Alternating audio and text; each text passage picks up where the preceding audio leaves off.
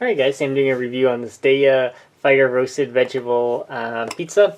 This is Daiya, so it's dairy-free, soy-free, as you can see, which is actually kind of cool. And I think the crust is also, let me see here. Yeah, so it's certified vegan. There you go. And it is also certified celiac. So yeah, so it's basically non-gluten in there. So take a look what they use as ingredients.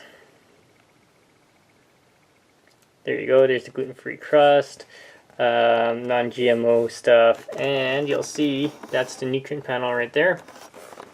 So they use tapioca to make a lot of the stuff. So let's open this up and I'm gonna do a quick show you what it looks like.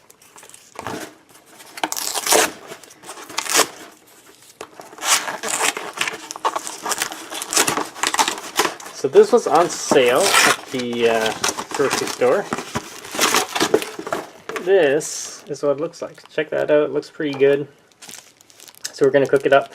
You got to take it off the wrapper and take it off the little piece of paper and then throw it in the oven. So yeah, so I'll be right back. I'll do a quick taste test and stay tuned. So here is the Daiya Fire roasted pizza.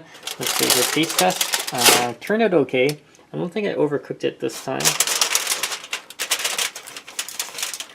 Here's a piece right there. I broke it off.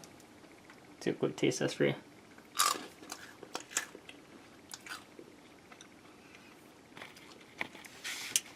It's great. It's like think of it like a thin crust pizza. With the cheese, you don't notice that it is made of tapioca. It's crunchy, and it does sort of melt in the middle. It's soft, as you can see. It's crunchy on the sides. Definitely check it out, guys. The vegetables are really good as well. If you have any questions, comments, post below, subscribe to the channel.